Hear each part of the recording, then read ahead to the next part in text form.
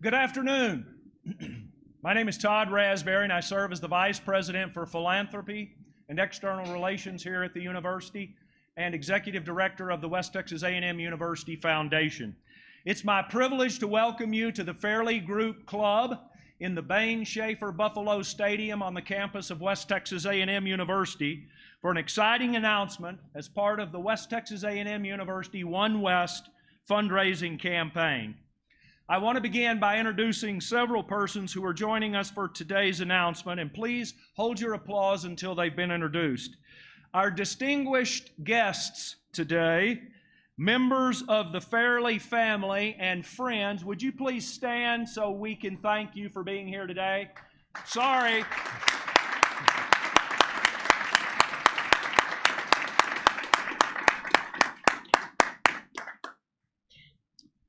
You'll hear more about the Fairleys and why today's announcement is so important to the university, our region, the state of Texas, and higher education.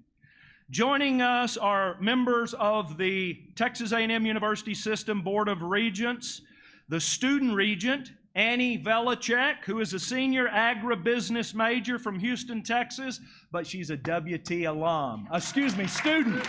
Stand up, Annie.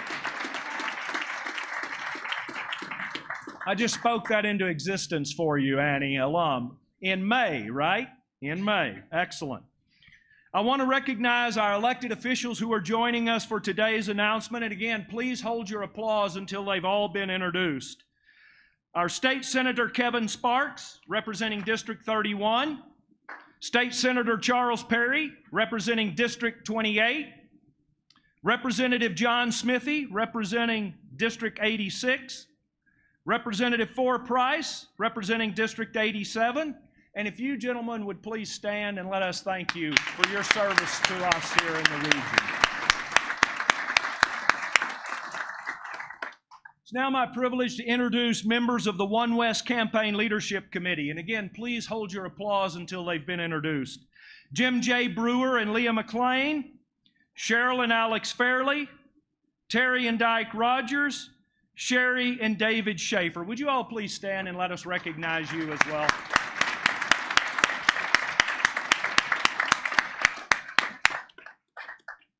We have with us today members of the OneWest Campaign Steering Committee, members of the WT Foundation Board of Directors, members of various advisory boards from across the campus, as well as WT administrators, staff, faculty, and students. Please thank them for joining us today as well. I'd like to introduce those from whom you will be hearing on the program today in the order that they will be speaking. Leah McLean and Jim J. Brewer, the 2023-24 co-chairs of the Campaign Leadership Committee. Dr. Walter V. Wendler, 11th President of West Texas A&M University. John Sharp, the 14th Chancellor of the Texas A&M University System. The Honorable Dan Patrick, Lieutenant Governor of the state of Texas, and Cheryl and Alex Fairly. Let's thank them for the program today.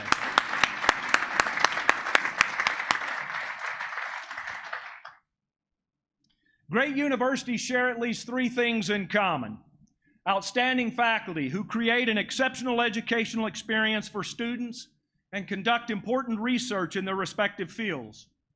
A compelling vision of identity as an institution of higher education that can lead boldly into the future. And gracious philanthropic support from donors. A fourth thing that all universities share in common is location in a place. For some, place seems to matter little.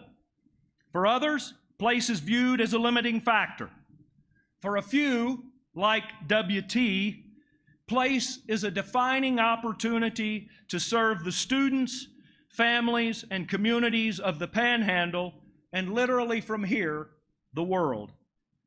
Everyone who can hear my voice is aware of the challenges facing higher education, and in particular, regional institutions like WT. West Texas A&M University is fortunate to have administrators, faculty, volunteer leaders, and donors who are willing to be innovative in the approach to the rapidly changing landscape which is transforming how we think about higher education. Innovation in higher education is not easy, but it is necessary. Today's announcement is both historic and innovative because it places WT in a leading role in our region, the state, and literally the nation in shaping the future of higher education. In addition, today's announcement highlights WT's distinctiveness as a regional research university. It is my honor and privilege to announce, as part of the OneWest campaign, a gift of $20 million from Cheryl and Alex Fairly for the Hill Institute at West Texas A&M University.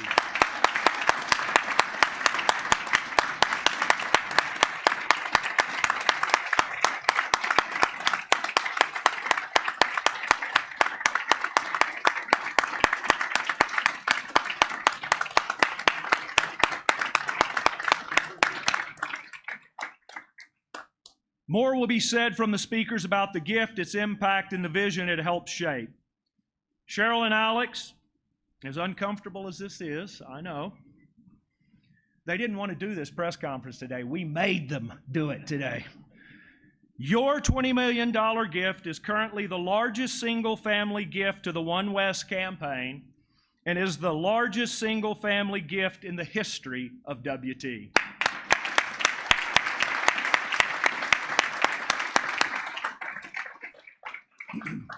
Now, everyone who can hear my voice, notice I said currently the largest. I would be happy for anyone within the sound of my voice to make a new historic gift to this campaign before it ends. I want to now invite forward our co-chairs on the Campaign Leadership Committee, Leah McLean and Jim J. Brewer. Thank you, Todd. West Texas A&M University is the Panhandle's university, and as such is committed through the long-range plan WT 125 from the Panhandle to the world to serving locally first by addressing the opportunities and issues of the people of our region as a regional research university. Today's announcement of the Fairley's $20 million gift for the Hill Institute is part of the OneWest fundraising campaign, which is the fuel for the vision cast in the long-range plan. 18 months after the public launch, we announced reaching the original $125 million goal. With 2 years left in the OneWest campaign, we recently announced a new goal to raise $175 million. The OneWest campaign represents the largest and most ambitious fundraising effort ever undertaken across the Texas Panhandle region. This campaign is comprehensive, and that means that a philanthropic gift to anything at WT counts in the campaign. We want donors to give to areas about which they are most passionate, and I have to say, over these 2 years, watching people do just that has been very moving. The OneWest campaign has 3 funding priorities. Our first priority is people through support for students and faculty. Second is programs, both existing and new programs developed to enhance the academic mission. And the third priority is places to enhance the educational experience and environment for teaching, learning, and living. OneWest, One Texas. As Leah just mentioned, our new campaign goal is $175 million. Today's historic gift announcement brings the campaign total to more than $150 million. And WT and the WT Foundation have just completed the 4th consecutive record fundraising year, raising over $39 million. $39 million 1 year. On behalf of the Campaign Leadership Committee, I want to thank you, Cheryl and Alex, and the Fairley family for your investing in the Hill Institute. Your gift is transformative, not only for WT, but for the Panhandle, for the great state of Texas, and for educational institutions across the entire nation. And it's an incredible thing. The growth and continued success of WT is due to university leaders and the investments of individual donors. foundations, businesses, and the community who support in many different ways the mission of WT. We thank you for your generous financial contributions. Cheryl and Alex, we look forward to stewarding your investment at WT. I hope the faculty, the students, the community served through the Hill Institute have the opportunity to learn from your experience and from your spirit of service. Thank you very much. I'd like to now invite President Wendler to the podium.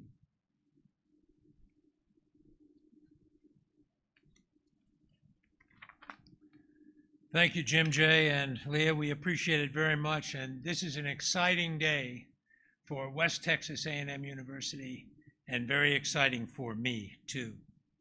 First, because working for over 2 years with Cheryl and Alex on this gift being announced today, I have witnessed their careful, deliberate, committed ways of making philanthropic decisions guided by their deep Christian values. They are thoughtful stewards of God's gifts to them, coupled with what I consider to be a nearly amazing humility in these two human beings. It's remarkable, remarkable. Second, today is historic because WT is located and shaped by this place that we call home, the Texas Panhandle. The Panhandle of Texas is a launching pad, from my perspective, for the future of higher education because of the distinctiveness of our region, not in spite of it. Sometimes we use our regional location for an excuse. It is not. It's a mandate for very special, important kinds of progress. And higher education is in the need of continually being reshaped, especially now with forces at work that affect every aspect of university life and the students who come here to study, the faculty and staff who come here to work and take care of themselves and their families. The enterprise of higher education is being drawn into a universalist perspective, one which says all institutions should look the same. There are many forces at work that drive us in that direction, and it's a mistake. On the contrary, every university should be distinctively different, unique to its location, unique to the people that it serves, unique to the challenges of the regions where they're located. And that's what we're trying to do here at WT, and this Hill Institute is going to inflame us with the ability to do that, to be regionally responsive. It is going to be powerful. Universities need to grow where they're planted, which is what those who first established WT hoped and believed. I believe we should build on their belief so we unapologetically serve locally while thinking about the larger world and our place in it. These things coupled will power us and drive us towards a productive end for our students and for our communities. What makes WT in this region distinctive? What has become obvious to me through conversations across the campus and in my personal travels, and Mary, my wife, I did not introduce, and I should have. Mary, we're thankful for you. I am very thankful for you. Well, what? I missed her. What'd she say? She said, "You better be." Yeah, that's what she's right.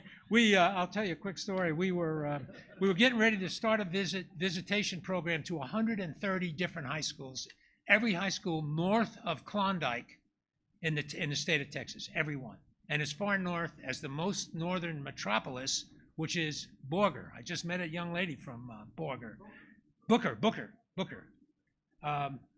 She was from Borger. Sorry, Booker. Well, we were laying in bed the night before going. It was late January, and Mary said to me, we were worried there was a snowstorm coming. We were concerned about it. But people in my office, Tracy and others, said, you need to bring some saltines and some bottled water and a blanket and all that just in case you get stuck in a snowdrift somewhere. So, I'm from New York, and we spent time in Illinois. I thought, well, that's, I'm not worried about the snow. Anyway, it was cold, and Mary said to me, why are we going up here anyway? And I said, I don't know exactly, but we'll figure it out when we get there. We're going to figure it out, and we have. And in visiting those 130 high schools, talking to literally tens of thousands of high school students and teachers and school leaders and parents, from Booker in the north to Klondike in the south, sandwiched in between New Mexico on the west and Oklahoma on the east, we got to know a little bit from our perspective about the values of the people that call this place home, and they are remarkable. They are absolutely remarkable. And they shape the region, and the region shapes us. That's what we need to remember. And these values percolate up through the parched earth that many toil on daily to try and eke out a living and an existence. And it's among us here today. I see it in the people of you, and I know so many of you, how you see the world. And it's very important that we hang on to the best of that. We hang on to it very, very decidedly. Joseph A. Hill, the second and longest serving president of WT, led through what I argue are some of the most challenging times ever faced by this institution, and those times demanded bold leadership and responsiveness. He spoke publicly and often wrote about the values of the people of this region, which he believed were essential to the settling, shaping, and making prosperous the Texas Panhandle, Texas, and America. President Hill described history by revealing strengths and shortcomings in a way which highlighted the values of the people of this place that we all call home. His leadership and observations were the beginning of the Hill Institute. 10 values came to the forefront of thinking as we discussed the concept for the Institute.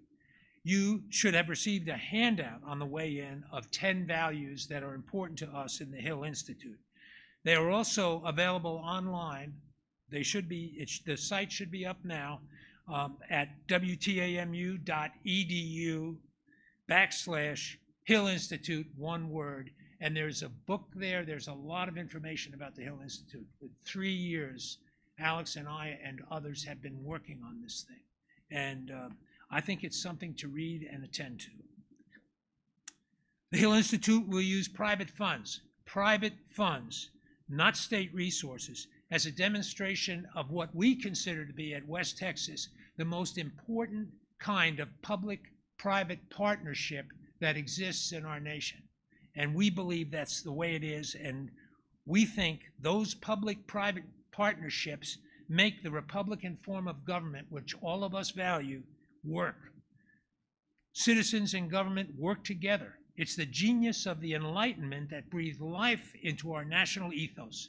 We forget, or worse yet, neglect that foundation to our own peril.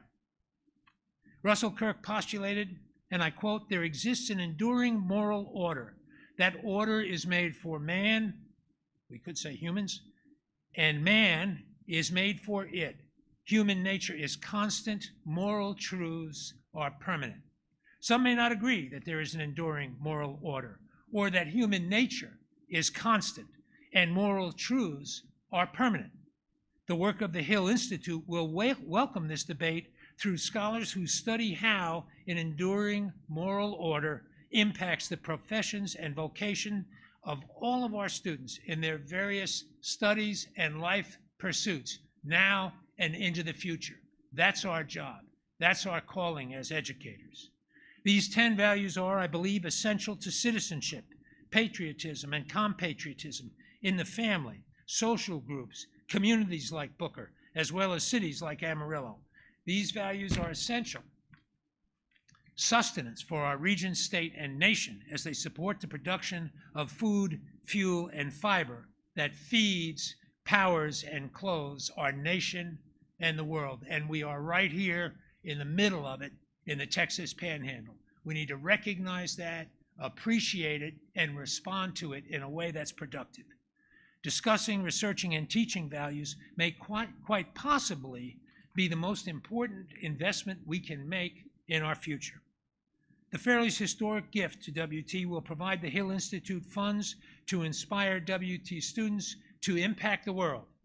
The Hill Institute will support scholars across the campus from many disciplines, both faculty and students, to better understand how these values impact daily life, create a better community, a stronger community, and prepare us for what I see as the pinnacle of all education, and that is engaged citizenship. It shapes our communities, it shapes us, it shapes our nation. Hill Scholar ideas and insights will be shared with the community through regular publications and speaking engagements to turn thought into action. We want the Hill Institute to have impact far beyond our region. It is a do tank, not just a think tank. We want to have positive action that changes things for the better. We're proud to be the Panhandles University.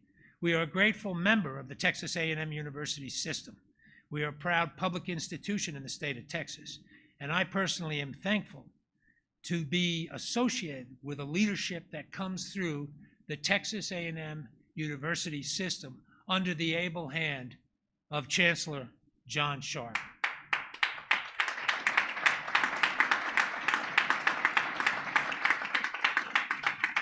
It's now my privilege to invite Chancellor Sharp to the podium. It says here he's the best boss I ever had. I don't know how that got in there. I had nothing to do with that. But anyway, Chancellor Sharp, come forward, please.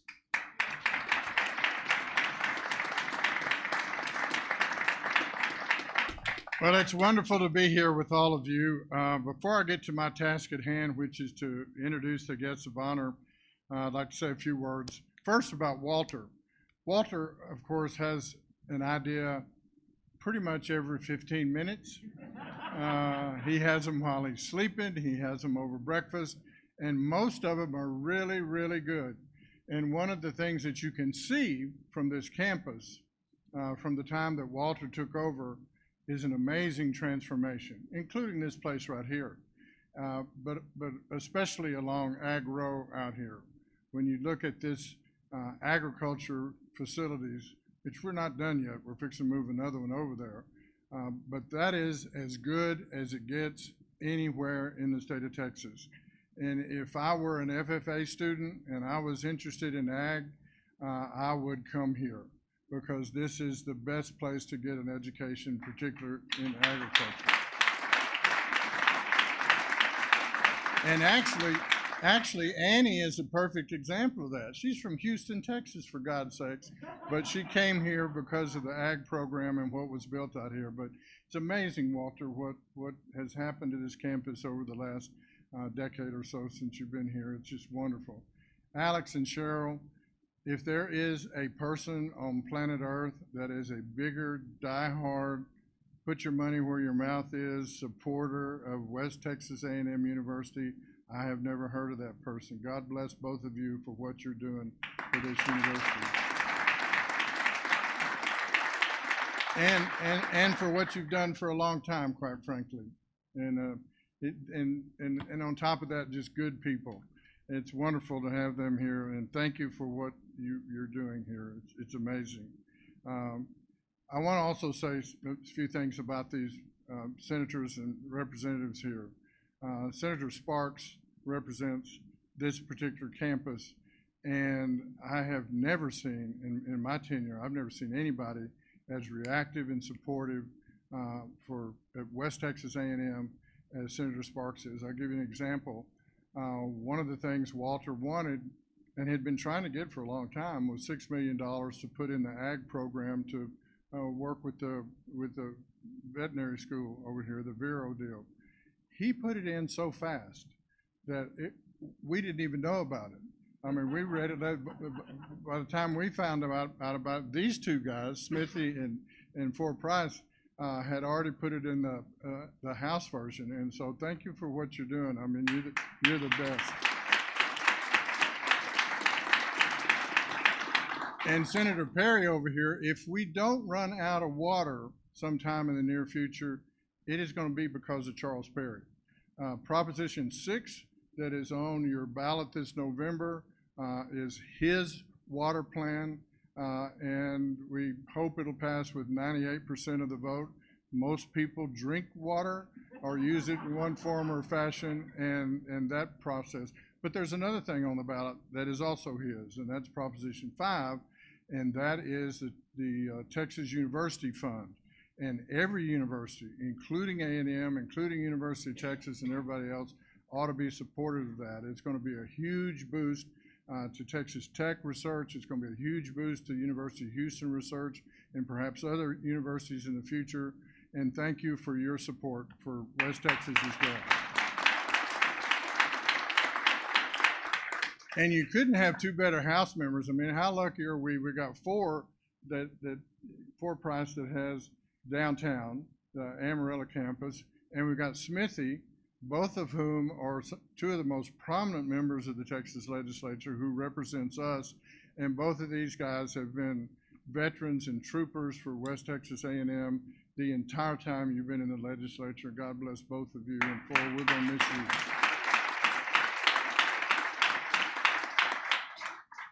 Now I'm going to introduce the guest of honor here today. So how many of you back here are students? Okay. You will not have a tuition increase for the next 4 years, okay? The reason you're not going to have a tuition increase is right here. He wrote it into the law and made sure. But at the same time he wrote it into the law, he made sure that there was funding in the legislature to cover that. So you students who can report back to your parents, I know you want to report back to your parents that you need more money, but you don't. You ought to give this guy a round of applause before he even gets up here and starts.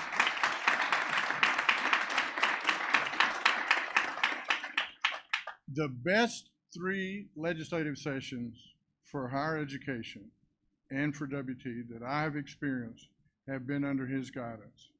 And there isn't anything that goes through the Senate that he doesn't have guidance over. Everybody knows that. And he is a huge supporter. But he doesn't just fund universities. He looks at changing universities and making them reflect true Texas values. I had a reporter with the Texas Tribune ask me the other day, said, are you proud of the fact that Texas A&M and West Texas A&M were ranked by the niche institution, which ranks schools on whether they're conservative or liberal, so that you'll know whether parents will know whether they're sending their kids to a Commie Pinko organization or a conservative organization. The niche institution ranked West Texas A&M and Texas A&M University as the 2 most conservative public institutions in the state of Texas and 2 of the most conservative in the United States of America. And yes, I am proud of that. But it's not just for this neck of the woods. It's not just about higher education, but what is the funding that came to higher education, the changes in how universities function for the better, are certainly a huge part of it. But do not forget that you're fixing to get a new state mental hospital in Amarillo, and that is happening because of Lieutenant Governor Patrick as well, and Senator Sparks and folks that have worked at it. He is a true champion of what higher education is and ought to be about, and a dear friend of mine and dear friend of anybody who cares about responsible, good Texas value government. It is my great pleasure to introduce the President of the Senate of the state of Texas, the Lieutenant Governor, Dan Patrick.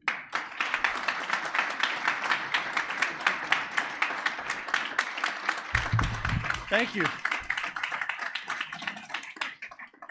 Those of you in the back, you still can't be seated because there are no seats for you, but I'll try not to have you standing much longer. They always say don't start a speech with an apology, but I do apologize. We were late because we've only had 3 days of rain in Houston all summer, and 2 of the days were last night and today, and our plane, they couldn't get the plane in, so we were a little late getting here, but we made it. So sorry to keep you waiting a little bit. I wanted to be here today, so we made it happen. First of all, you need to know something about the Chancellor. When he talks about the best 3 sessions ever, it's because no one arm wrestles you for money more than John Sharp. You don't even know when it's happening. He knows I'm going to tell this story because it's a great story. It's a short story. He asked me 3 sessions ago for $5 million. Now, How much funding did you get this year? How many hundreds of millions? Yeah, yeah. Well, I'm talking about the normal money. Yeah, the normal money, he said, a couple hundred. He said, we got an added $1 billion in new funding, which goes towards freezing tuition. So it's a big part of it, because you came to me and said we want to freeze tuition back in the early part of the session. But he came to me one year and he had a project, was it Arelis? It was Arelis. He wanted $5 million. We'd already given him a $500 million. I said, what's another $5 million? I said, it's a lot of money. I'm careful with the taxpayers' money. But after being worn down during the session, I told my staff, okay, we're going to do the $5 million. And A&M was being honored on the Senate floor that day, and as Senators Perry and Sparks know, we honor different people on the floor, and all of us, the senators, go up and shake their hands, and I shake their hands, and we take a photograph. I'll tell him on the floor. I thought it'd be a surprise. So I go up to him. I remember it like it was yesterday, and I said, Chancellor, I didn't whisper in his ear. I didn't want to get too close. I said, Chancellor, you're going to get the $5 million. Thank you, thank you, thank you. I find out the next day it's $5 million a year for 15 years I just committed to. True? Is that a true story? That is a true story. I want to thank our legislators here. Kevin Sparks and Senator Perry will know this because he's served with me a number of years now in the Texas Senate. I believe Senator Sparks had the finest freshman rookie year ever for someone who came in without any legislative experience. He's so smart, he works so hard, he's on top of it, everybody knows it, so you have a great senator representing you, and so we're sure glad to have you there. Charles Perry, when I became lieutenant governor, I'm from the Houston area, and I wanted to show rural Texas, which is so important to America as well as our own state, how important they were to me. I'm not an expert on any one thing. I have to know a lot about a lot of things, and some things, I just have to turn to the other experts. So when I became lieutenant governor in 2015, I appointed Senator Perry as Rural Affairs Chair and Chair of Water, because it's important, a message for West Texas, that you have a voice on water and rural affairs. And by the way, to put in perspective, these two senators' workload, is it 81 between the two of you? The two of them represent 81 out of 254 counties in the state of Texas. 81 counties. And you say, well, how did that happen? Because every senator has to have roughly 1 million people. That's what the Constitution says. You take the population divided by 31. So it's about 1 million a senator. So it takes each of them about 40 counties to get 1 million people. And that's why they have so much territory. So represent, a third of the entire state. They are terrific senators. John Smithy, if there were a Courageous Legislator of the Year award, he would get it for his floor speech this year when he stood up and spoke the truth. And John Smithy is a true hero, and I really appreciate you. Thank you, sir. And if you don't know what that's all about, you can look it up, his floor speech on YouTube. For Price, sorry that you will be leaving us. You're a fine man, and you're a fine representative, and your leadership will be missed. What is the Hill Institute really all about? And the president talked about all the issues it's going to address, and I read all the information that he sent me. It's about really leadership. That's what it's really about. You have to have leaders. And what is leadership based upon? That's what it's really all about in America. Warren said he said when he came to Texas and you drove through the Panhandle with your wife, and then you kind of found out what the Panhandle was all about. This is the America that all America used to be and should be again. These are American values here. We had 18 million people in Texas in 2000. We have 11, almost 30 million today. We've added 11 million people to Texas since 2000. We project to add another 15 million to Texas. Why water is important. Charles, you sent me a story on it the other day. He always sends me a text. Water is really important. Okay. So we're going to be 45 million people in another 15, 20 years. What I like to say is no one ever moved to Texas. To your point, what you said, people arrive here and Texas moves into them. That's what happens. A state, a people who stand on the faith of God, who stand for family, who stand for strong moral values, who stand to do the right thing. Now, the Chancellor said, for the news media here, he's the one that called those other institutions, Pinko, what'd you call them? Liberal Pinko, you know. My point is, there's a difference in America right now. There's a difference in America. And part of that is, do we want to recreate an America that looks more like socialism and Marxism, or do we want to have an America that believes in the republic, that believes in democracy, it believes on personal freedom and personal responsibility? Do we want an America where we reward hard work, not doing work? Do we want an America that says the Constitution protects you in all of these areas, and that you as an individual have a right to liberty and freedom, but not that it impacts others taking away their freedom? And Constitution, article after article, speaks to that. Our founders, it's amazing, the Constitution that they wrote. It's amazing how young they were when they were founders. What they wrote, they only made 2 mistakes. They didn't say the federal government had to have a balanced budget, and they didn't have term limits. Outside of that, it was pretty darn good.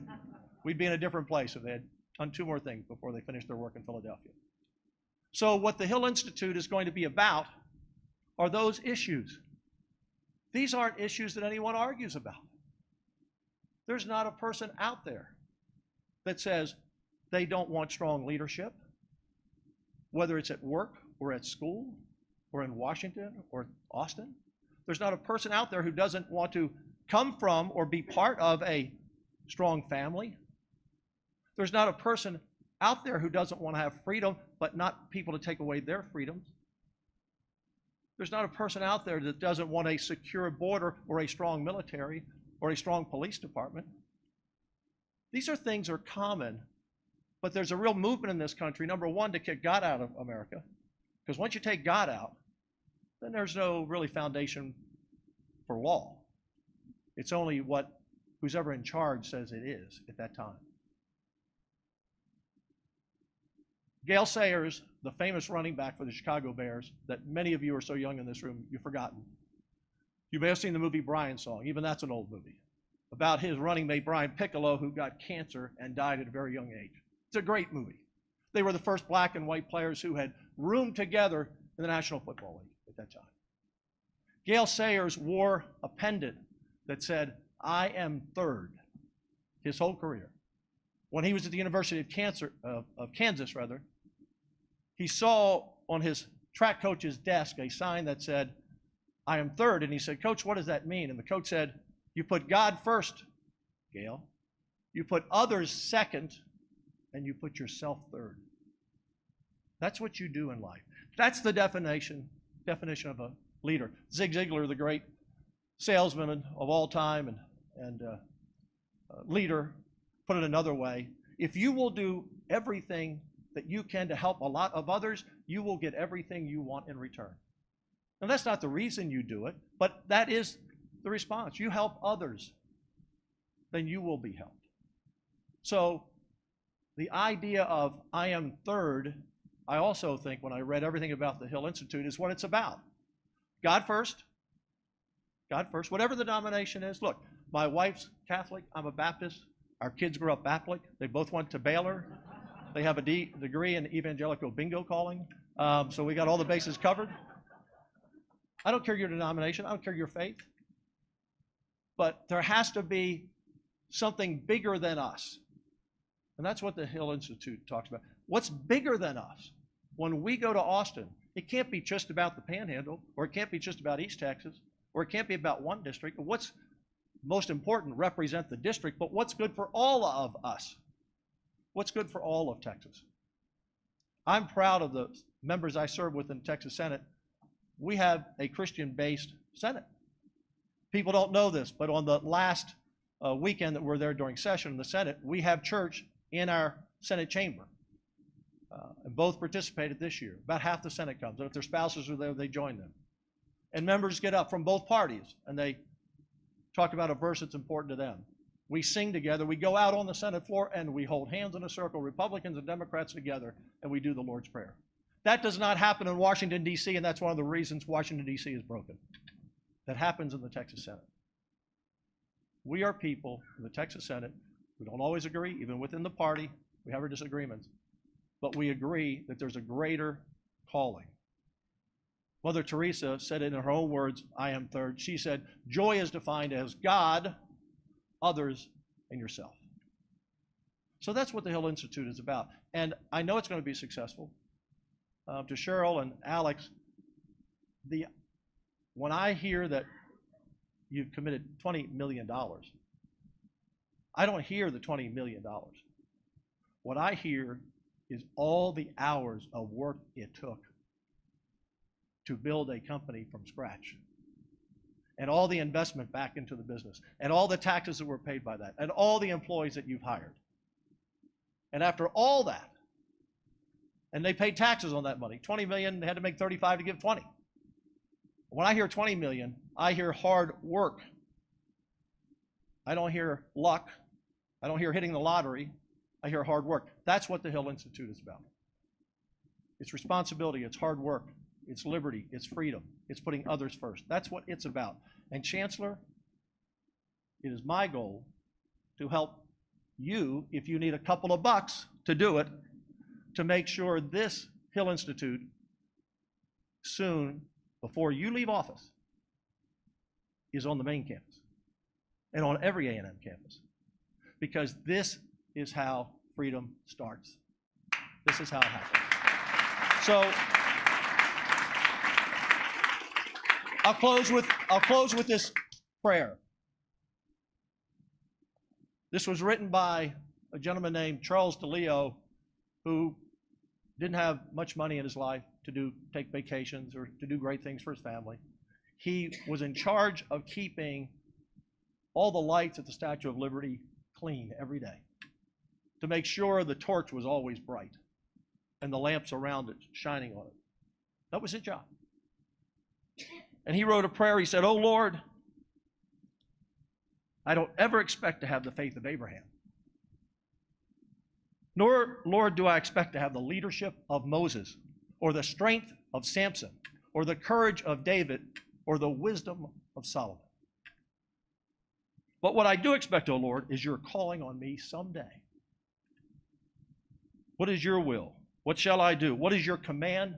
That shall be my joy. And I shall not fail you, O Lord, for you are all I seek to serve." To the Fairleys, that defines you. That defines both of you. And to Warren, that defines you. And that defines this campus.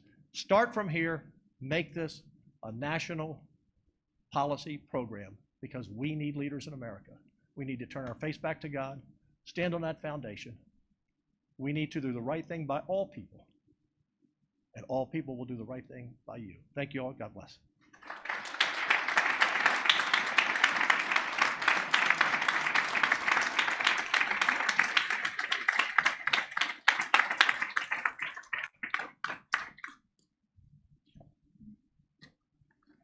And the most important people in this room today, and there are a lot of important people, Cheryl and Alex Fairly, please come forward and let us thank you.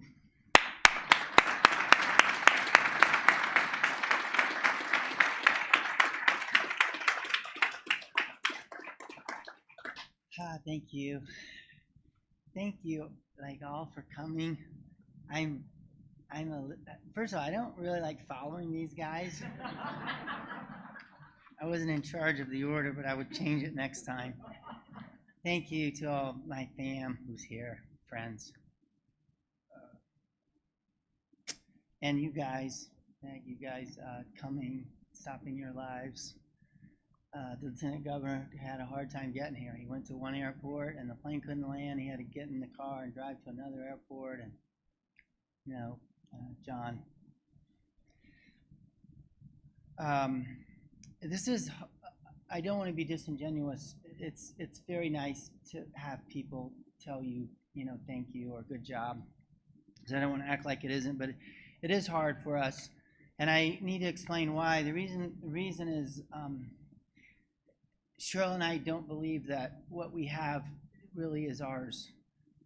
We think God gave it to us to steward, and so when we decide to do things with it, we think we're just taking care of it the way He asked us to, and so then it's not as comfortable to take credit for something that you don't think is yours, and that's our take on all the things we have. When Dr. Windler first asked us to serve on the OneWest committee, we weren't sure if our philanthropic convictions aligned with higher education. I remember and asked us to be on the committee, and I think I told him I'm not sure I'm into this stuff. The question we were asking was, how and what are universities teaching students in the way of values? And we were wondering if our nation's universities have lost their way. We wrestled with the decision to give to higher education because we were no longer sure we trusted the direction we saw higher education taking. And so we had a decision to make. Do we invest or give up? At a time when the very thesis of our investment in the education as a nation was under assault, Joseph Hill, in a speech in November 1932, said, and I quote, 1932, "Insofar as the educational system of this country is inadequate for the achievement of the purposes for which it was created, it behooves us to seek every means of improvement. What Texas and America need today is a leadership of intelligence and virtue. Education must take more account of permanent values." That was 1932. I'm going to say I think we have leadership in Texas that does have intelligence and virtue. You can't listen to Lieutenant Governor and not hear that. And I've had a lot of time with John Sharp. It's all in there. I don't think we have it in Washington. As we sit here on this campus where Joseph Hill presided 91 years ago, we have a president at WTAMU who, like Joseph Hill, believes in values. When Walter began talking about the Hill Institute being centered around values, I realized that WT has a leader as president who is unafraid to talk about values. I also believe WT is a leader in higher education, and I don't believe any other university president in America is as effectively talking about and writing about critical issues facing students and families and our world as is Dr. Windler.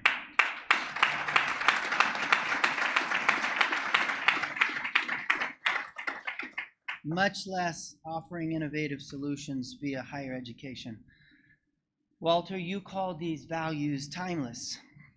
Whatever one thinks of them, by whatever name they are called, I believe these values cut across every sector of our society. They are instilled by a vigorously pursued faith life. They cannot be owned by a race or a political party. They are community and personal values, and they should be political and national values. They deserve careful consideration and study because our nation and the world are in desperate need of a rudder to guide us. Cheryl and I believe these values, when coupled with excellent teaching, will produce a different kind of nurse, different kind of engineer, different kind of teacher, musician, business person, rancher. The Hill Institute will find ways to encourage students to not check their values at the campus gate, and it will encourage them to carry their values into their study and life in a way that connects soul and mind, not separates them. You see, students from all over this region come here with these values, and through the Hill Institute, WT will reinforce the best of what families and houses of worship and places of business farms, ranches, and the oil fields have instilled in those that come.